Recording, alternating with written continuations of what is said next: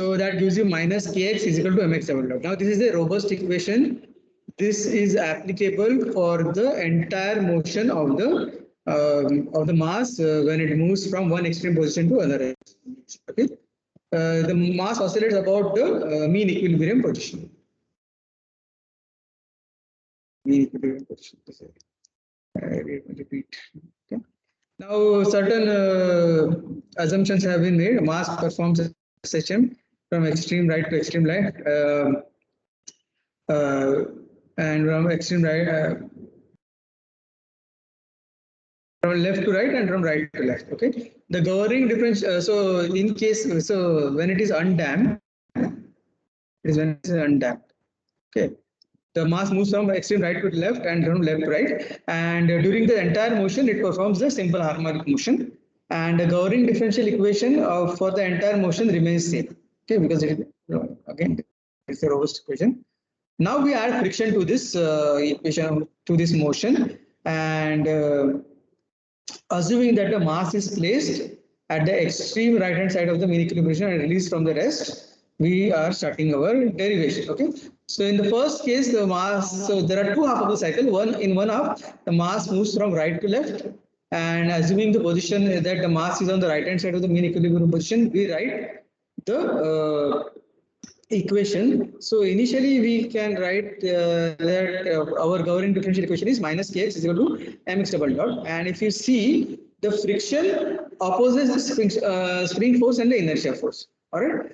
So so if you just partition this equation, and if you just look at the left hand side, so one of the force is the spring force. Okay, the spring force and friction force are the opposite in opposite direction. So friction force is taken as negative, so friction is in opposite direction, so we add the friction. So friction force is taken as positive. All right. Then we take the equations on the entire side and we replace x minus f by k as y, and we get this equation of the SHM. Okay. Now this SHM is performed about the axis x at y is axis is y is equal to 0, or in other words, it is x minus f by k is equal to 0, or x is equal to f by k. That is shown by this dotted line. Okay, so about this line, this half and this half of the cycle is equal. All right.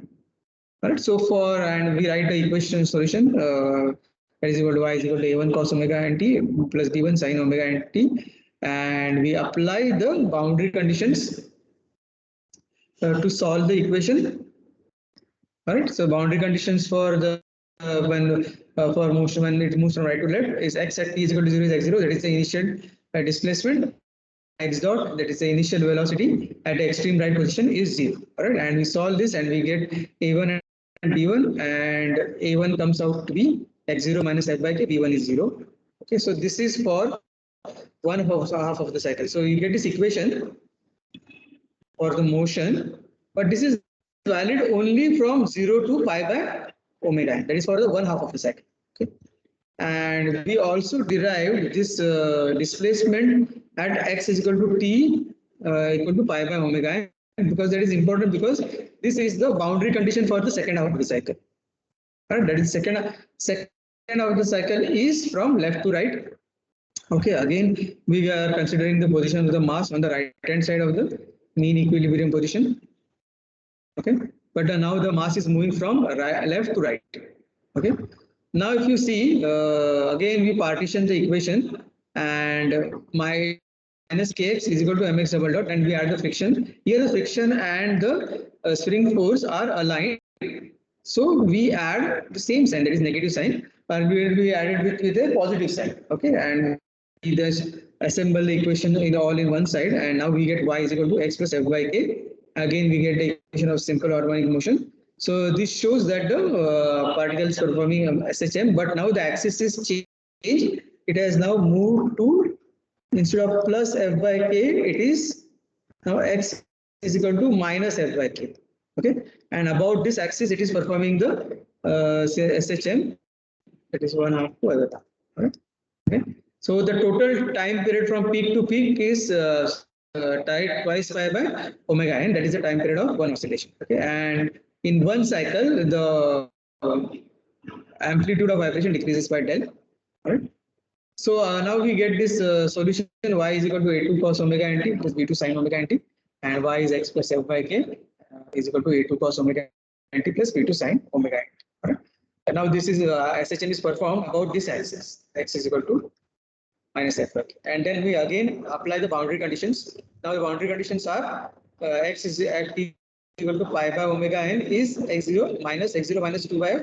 That is what we derived during the first half of the cycle. Okay, and velocity at t is equal to pi by omega n is 0 because it is an extreme position. And we substitute and we find a2 and b2, and so to be x0 minus 3f by k, and b2 is 0.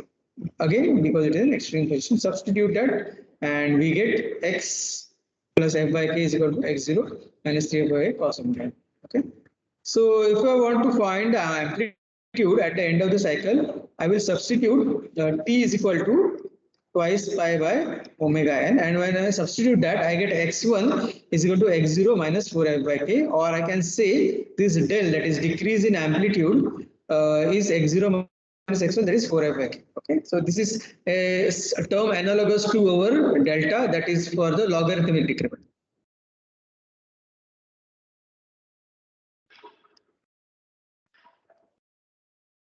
Right?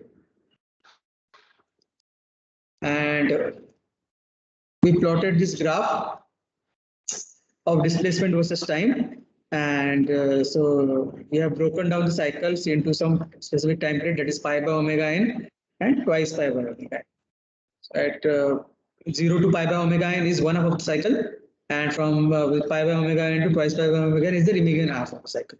Okay, and during one half of the cycle, the amplitude decreases by 2 nu n by k, and the remaining half is by 4 nu n by k. That is what we have derived.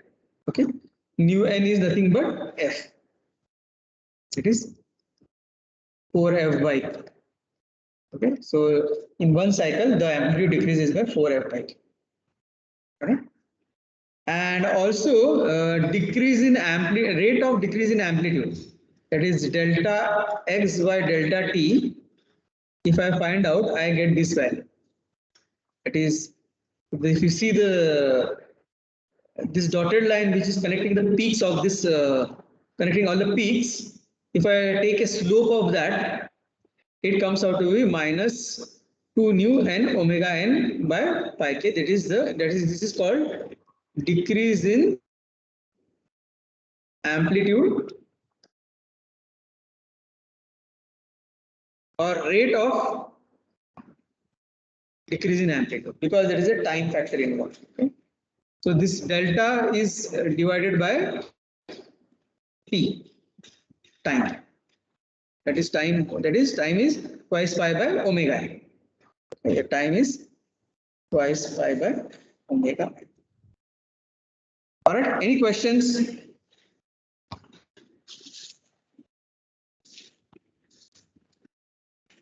All right, can I continue to next part? Yes, sir.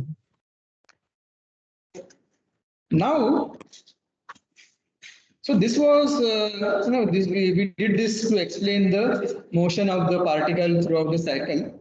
Now, if I want to just find out what is the decrease in amplitude, okay? So, if you want to find, I don't want to explain the entire motion of the particle during the one cycle, but I just want to find out delta, okay? I just want to find out delta. What is delta? So to find delta, it is really easy. So if you remember, one of the concepts which we learn in engineering mechanics is work energy principle. All right. So we are going to apply that, and let's see if we get it in a simple manner. So this is the mean equilibrium position. Then the particle moves to one right. Okay. This is your x is 0. All right. And then it moves to the other end and show it smaller. This is x1. Okay. So what is the work energy principle? Can anybody state the equation? Equation for work energy principle? Initial kinetic energy plus initial potential energy is equal to final kinetic and potential energy. That is law of conservation of energy. It is similar, but I need work energy principle. So Who total answered work the is the sum of no, before that? Who answered the question? Manan. One. Okay. All right. Yes. Next. Yes. Somebody was saying something else. Go on. Sum of kinetic with potential energy. Is constant. So again, that is law of conservation of energy. I need the work energy principle, which is basically expression of work done by the system in terms of the kinetic energy of the system. Does anybody remember? We use this exclusively in kinetics of particle. Work done is change in kinetic energy. Correct. Who is that? So Manan. Again. Okay. All right. All right. So work done. So this is my state one. Correct. One extreme position, and this is my state two. Correct. And so work. So 1 to 2. If I apply the work energy principle, is work done is change in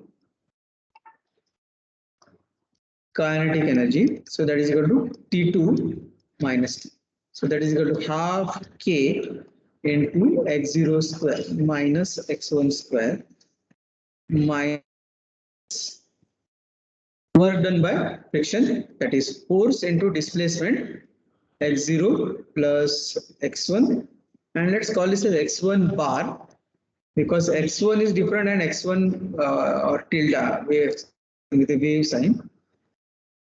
Okay, so this part mass moves from one extreme from 1 to 2, and friction work, this is friction work, and this is the spring work. All right, spring work is positive because energy is released into the system. Friction work is always negative. All right, and this is equal to T2 minus. So what is the final kinetic energy?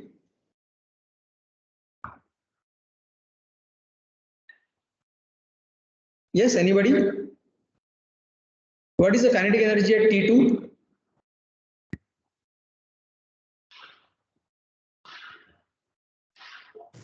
So 0. 0. What is the kinetic energy at 1? This point is 1. 0.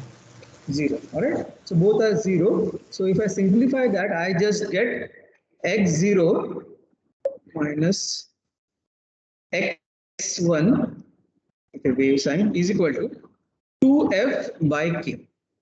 All right. So this is for when the particle travels from 1 to 2. Okay.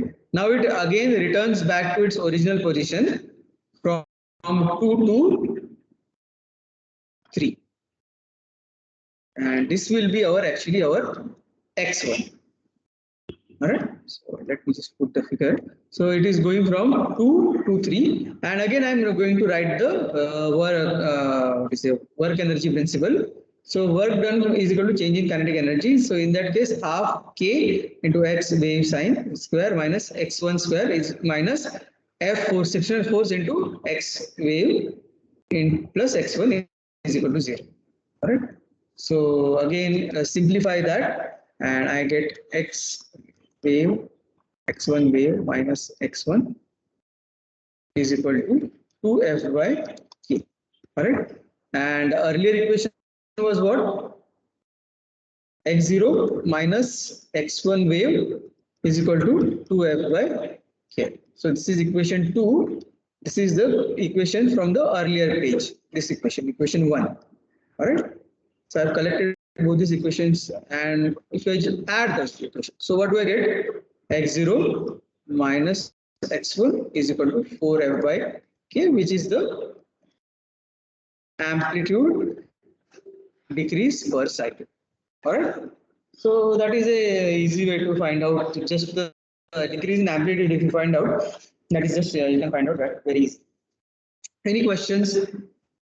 But if you are asked the derivation to explain the motion of the particle during one cycle, then you have to do the entire motion, entire derivation. Huh? You cannot just do delta. That is not what is asked. You have to answer the question if what. Depending if they just ask you what is the decrease in amplitude per cycle, or show that decrease in amplitude per cycle is 4f by k, then you can use this method. Any question?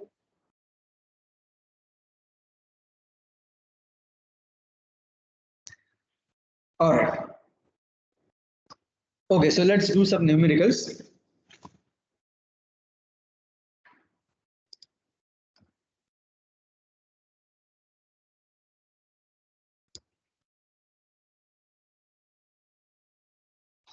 All right. So first numerical is single degree freedom system consists of a mass of 20 kg, a spring of stiffness 4000 per Newton per meter. Amplitude of successive cycles is found to be 50 mm, 45 mm, 40 mm, 35 mm, and so on and so forth. Determine the nature and magnitude of damping force. Also find the frequency of the damper. So what is the nature of the damping? Viscous or Coulomb damping? Okay, whether this is viscous or Coulomb. Can anybody answer?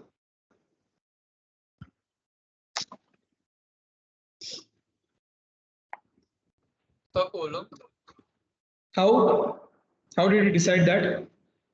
because it is decreasing constantly. Huh? Decrease is constant. Decrease in successive amplitude is constant, that is 5. Okay, so del is 5. All right, so decrease in is therefore it is Coulomb damping. Okay. So del is equal to 4f by k, that is 5 divided by 1000 is equal to 4 into f divided by 4000. So f is 5 Newton, that is the damping force. Okay. And omega n is square root of k by m. So that comes up to 14.14 radians per second.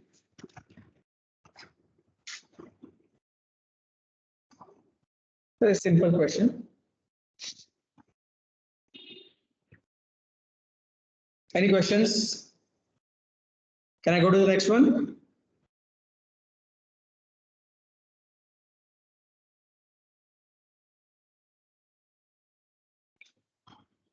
All right, who answered that it was Coulomb damping? Name of the student? Deepak.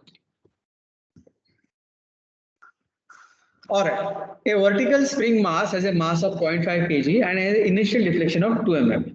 Find the spring stiffness and the natural frequency of the system which is subjected to Coulomb damping. When displaced by 20 mm from the equilibrium position and released, it undergoes 10 cycles and comes to rest in the extreme position on the side on which it is displayed. Calculate the Coulomb damping and find the final resting position. Final resting. So the question.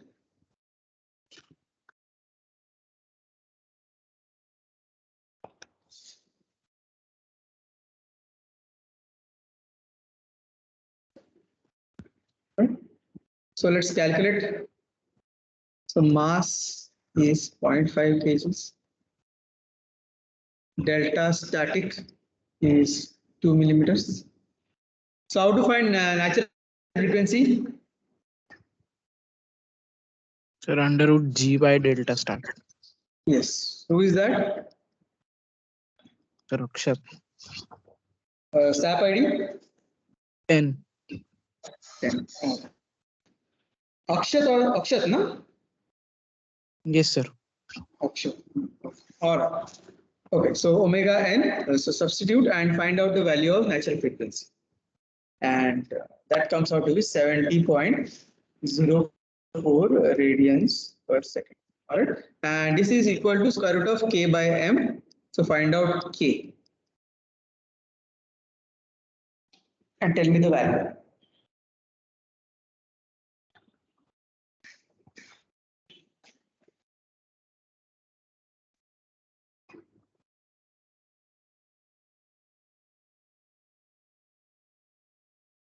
2452.8.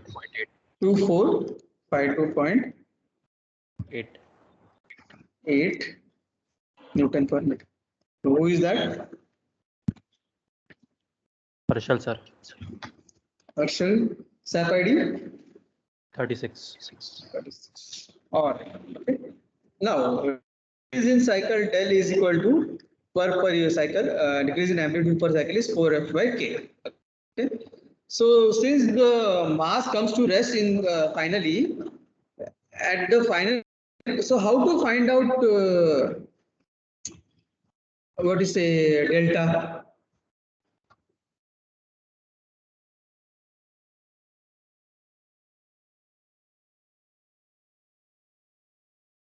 Sir, frictional force is equal to Frictional force is equal to, spring force.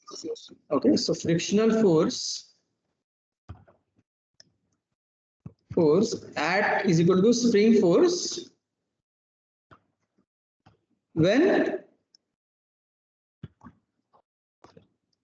mass Mass is comes to rest, right? So what do I get? F is equal to K into XF and K.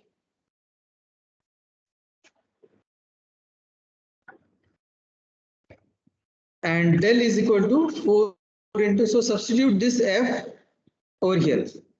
All right, so what do I get? So del is equal to 4K into XF by K, so that is equal to 4 times XF. All right. So number of cycles are given. How many are those? How many cycles? 10. 10. Okay. And X max is given. That is how much? 20. 20. All right. So X final, I can say, is X max minus N times the decrement. That is number of cycle times decrement. So X final, I can put it as X max, that is 20 minus number of cycle times into delta, that is 4 into XF. All right. So this gives me XF is equal to 0.488 millimeters. All right. So what will be the damping force?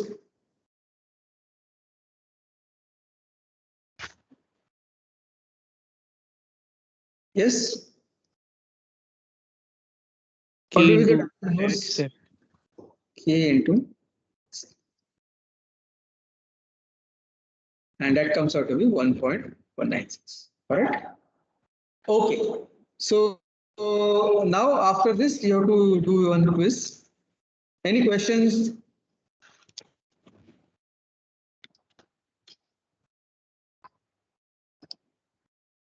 No, sir.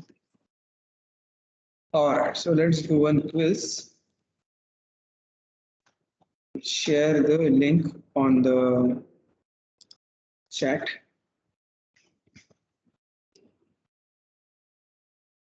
So,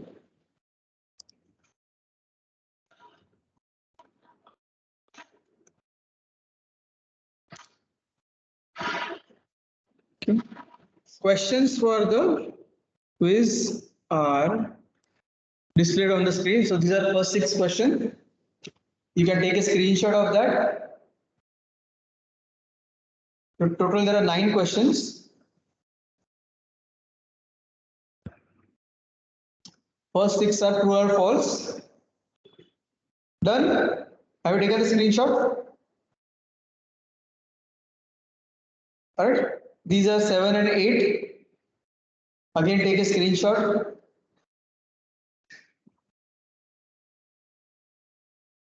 Done. And this is the 9th one. All right. Solve all the questions and submit it. That completes the, what do you say, Coulomb damping part. I will give you some 5 odd minutes to complete it. Sir,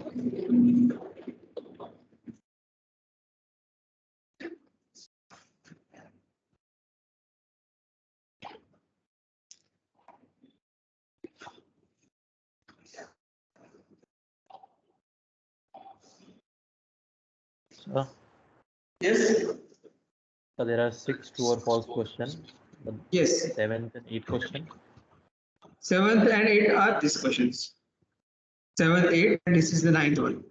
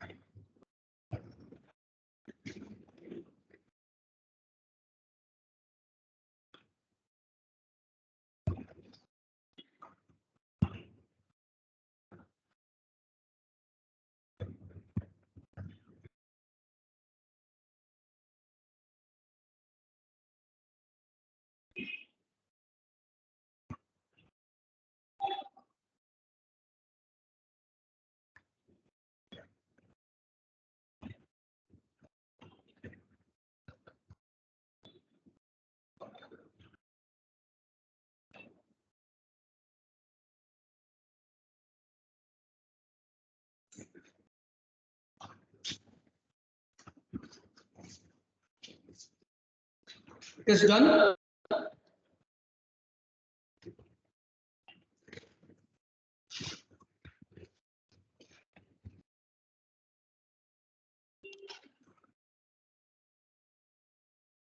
All of you have submitted? No, sir. Yes, submitted. No, sir, not.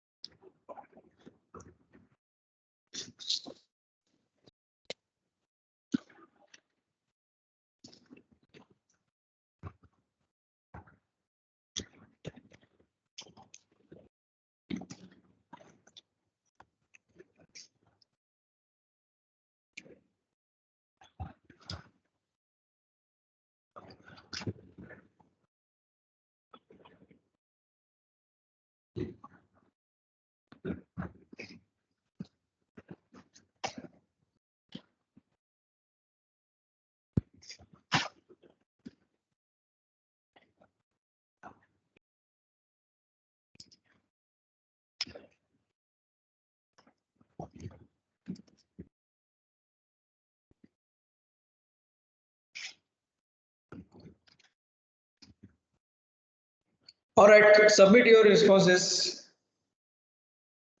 I am closing the form.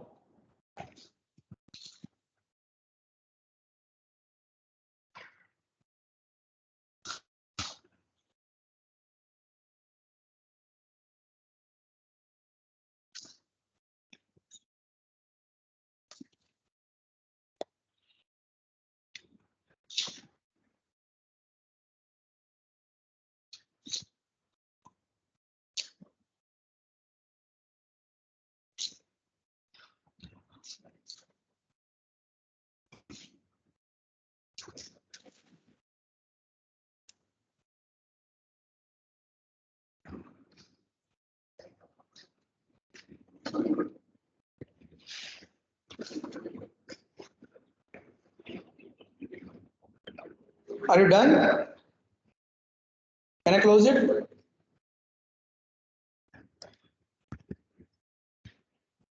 Sir, 2 minutes, please.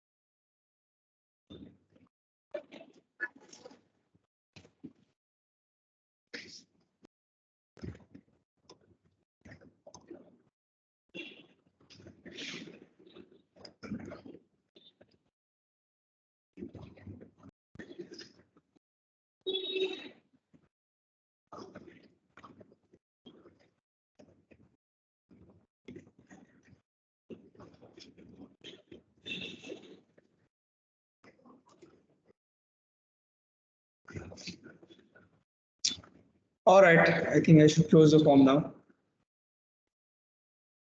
Okay, the forms are closed. So that completes the what do you say, Coulomb damping part.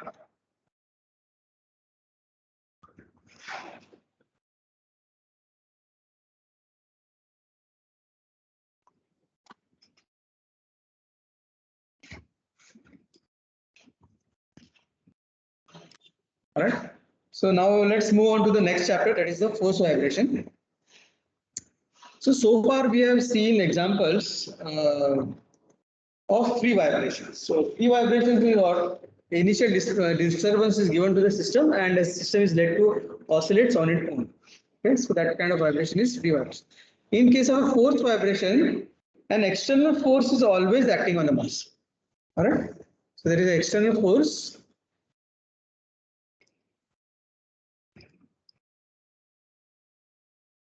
And of course, we are going to deal only with single degree of freedom system for force vibration. Okay. So we are going to model the system as a single degree of freedom system. Okay. So external excitation is excitation force is omnipresent. It's always acting on the mass. Right? And because the external force is always present, the mass now oscillates or vibrates with what is called as the forcing frequency. That is the frequency of the externally applied force, not the natural frequency. Okay, and not natural frequency. Right? It's a very key difference between forced vibration and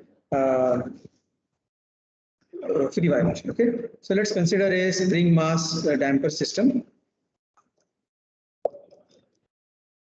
So there is a spring and there is a damper attached to it. It's mass and it is moving with velocity x dot, x double dot acceleration, displacement x. Free body of that is kx, cx dot. And to this mass, external force F is equal to F0 cos omega t is applied. Okay, a sinusoidal force is applied. And this induces a displacement of x dot velocity and acceleration x double. Okay. So now let's apply the D-Hilbert principle. So summation F is equal to mx double dot. So minus kx minus cx dot plus F0 cos omega t is equal to mx double dot. Right? Or I can just rearrange all the terms and bring the all the properties of the system and inertia on one side, and I can write mx double dot plus cx dot plus kx is equal to f0 cos omega t. Okay. So this is your, what is this? This is your governing differential equation for what kind of system? A single degree of freedom system. All right. So what are the characteristic features of this governing differential equation? Can somebody tell me? Is this equation linear or non-linear?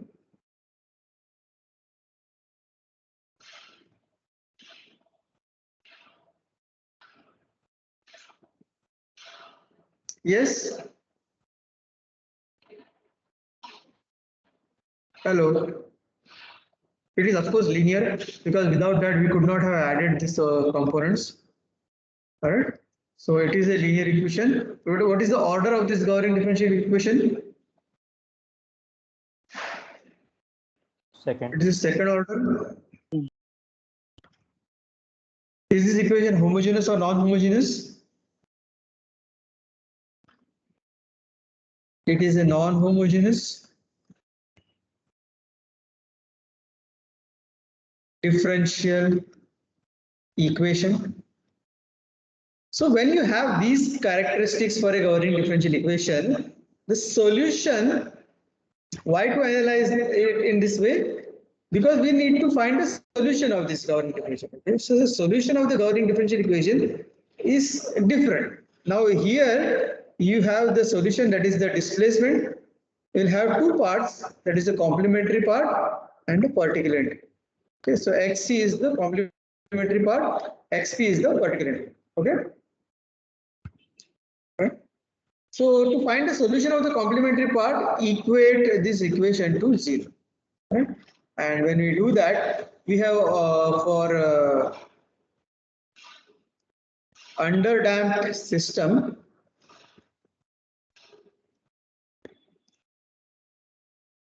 what do you mean by underdamped system?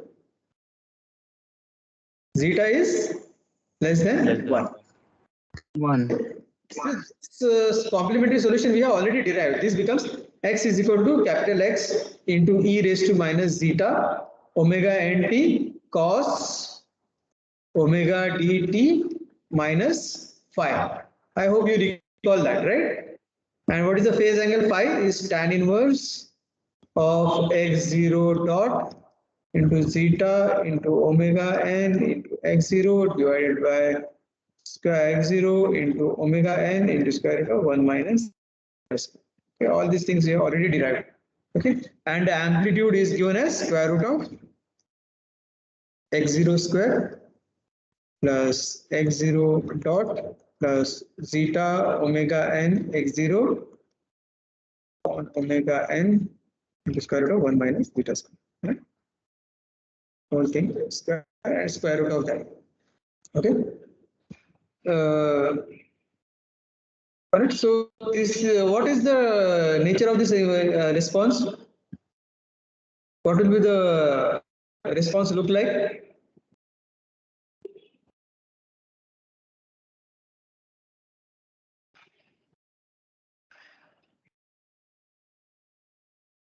All right, it will be what do you say, oscillating with the decreasing amplitude, right? Something like this.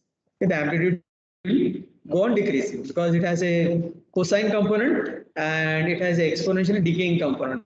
So both the effects are superimposed, and that is how you get this response. Okay, so that is the what you say, the complementary part. Okay.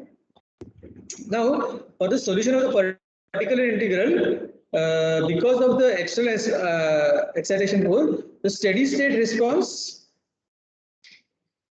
Okay, so to get the steady state response, what do we get? We assume that if some what you say, some force is of what is called like a cosine. It is what is the applied force?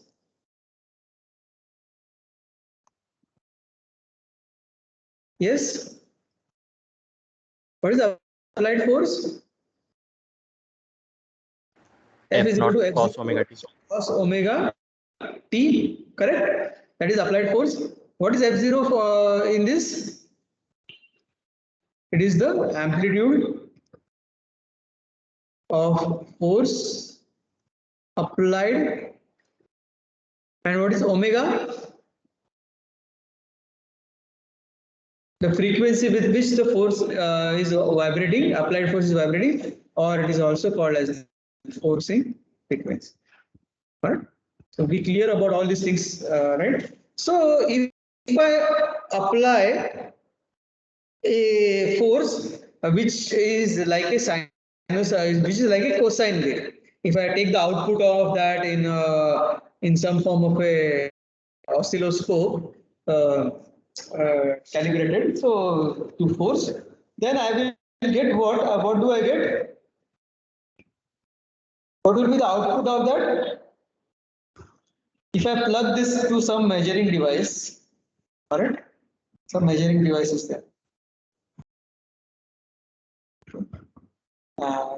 If I see the output of this, what will be this output?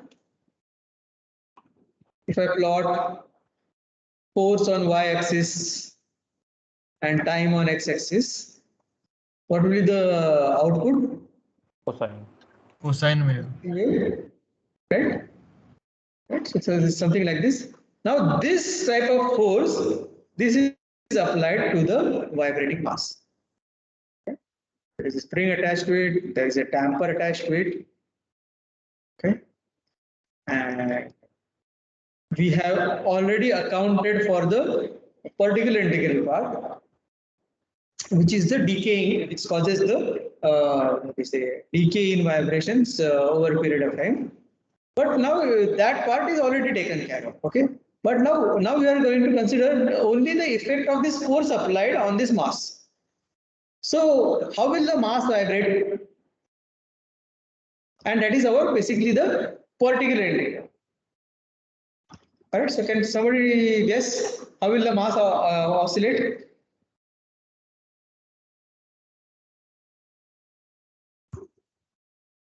Hello. Are you following my questions? Should I elaborate on my question?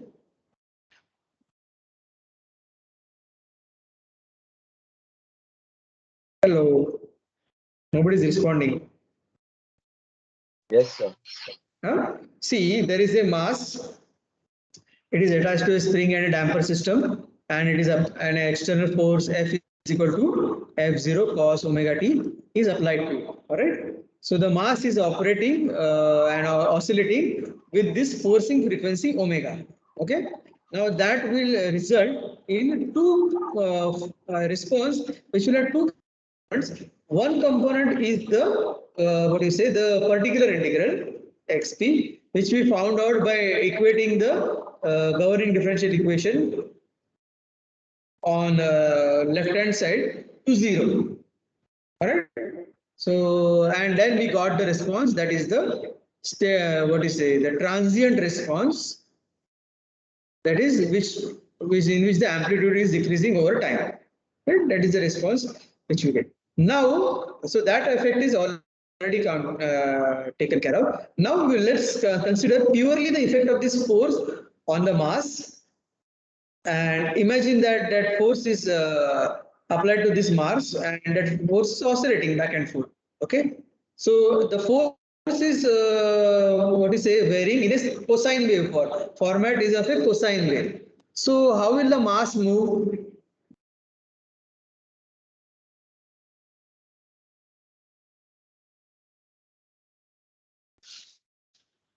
Are you still not following the question? Obviously, if the force is of a cosine wave, then the mass will also move like a cosine wave, right? Right, and it will have some amplitude. Let's call that as x wave, and frequency will be same omega. But you can expect some kind of lag. What do you mean by lag? The mass will not respond immediately to the force applied. It might take some time to respond because of the inertia and be some friction, some inbuilt inadequacies of system will not let the mass to respond immediately when the force is applied. Okay, so that is expected. Okay, so the external force applied is a cosine wave. It's a harmonic force, and phase lag is the lag between the external force and the system response. Okay, so x wave is the steady state amplitude. Okay, and phi is the phase lag between the displacement vector with respect to the excitation force. Okay, so the displacement and the excitation force are the difference between them is this phi. Okay, so what is the total response? Total response will be the combined effect of the steady state part, that is the particular integral, plus the complementary part. Okay. Now, over a period of time, what do you expect to see?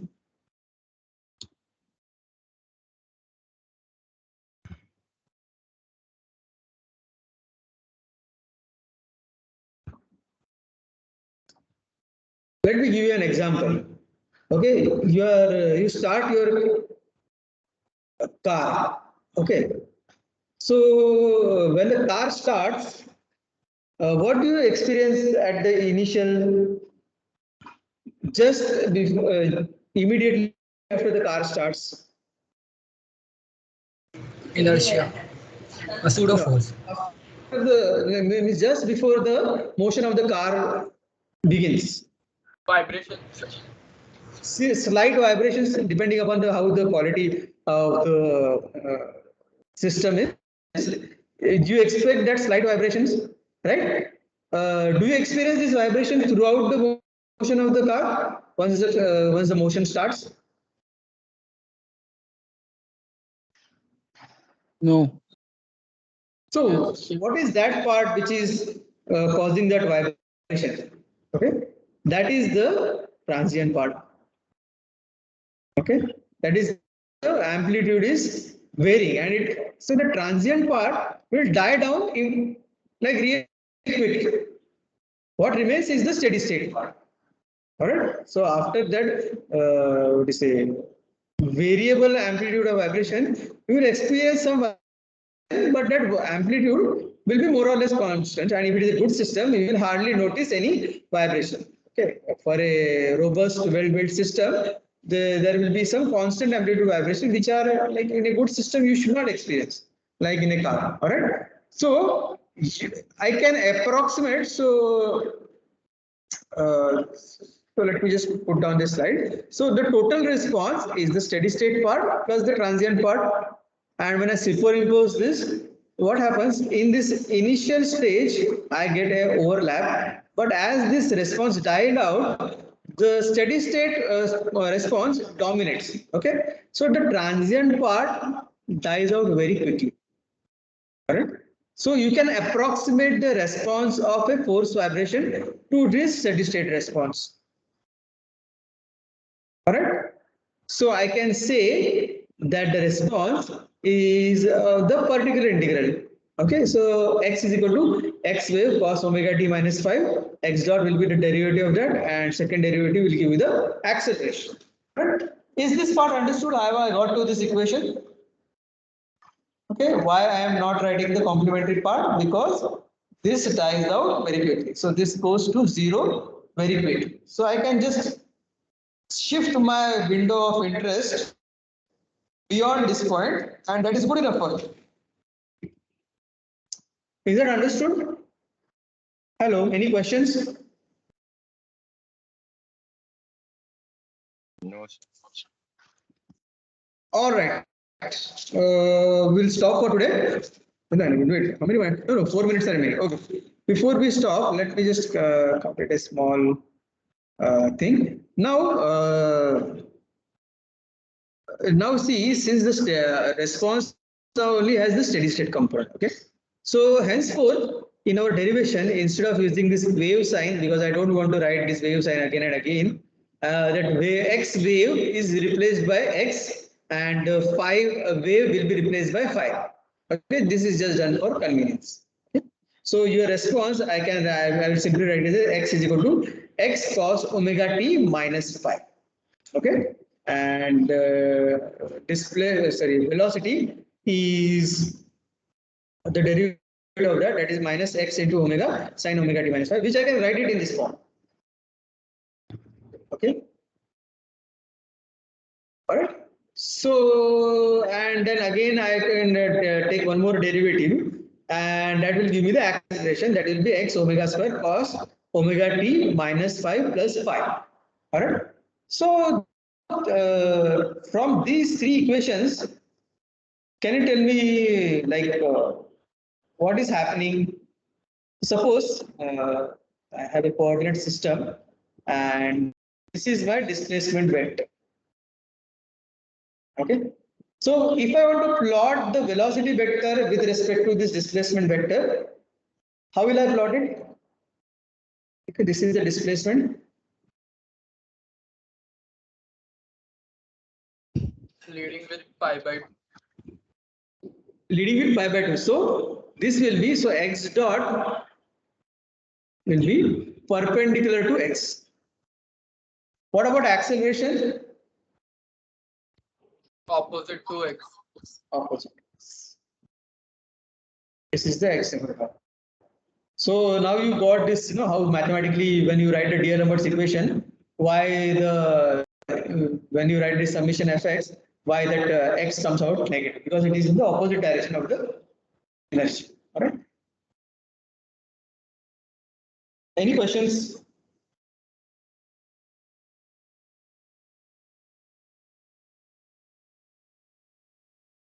No, sir. All right. So we'll continue our discussion on force vibration in the next lecture.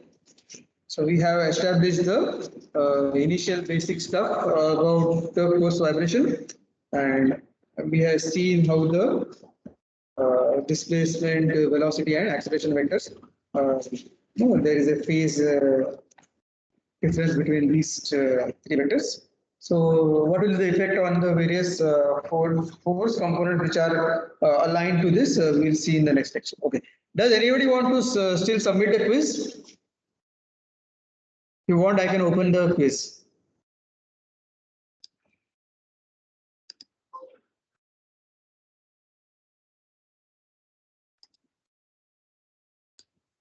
All right, I guess that's it. All right, that's it for today.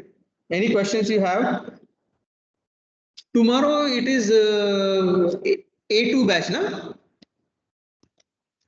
Practical.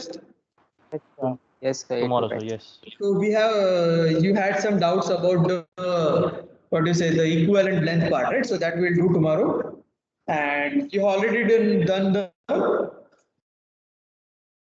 what do you say, The the triple SS, triangular. right? So I hope that experiment was clear. If you have any questions, you can ask me in tomorrow's session. And also keep your MATLAB ready. No, just don't install it, but at least download it. Okay, because if you install it, it is valid only for 30 days. So some of you might not have the what do you say, the full version of MATLAB. If you have like the the trial version lasts only for 30 days.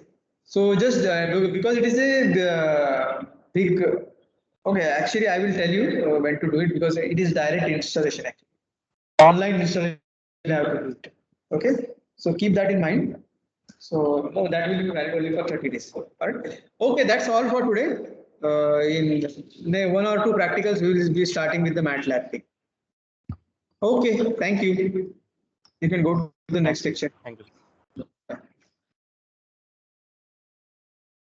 Thank you, sir.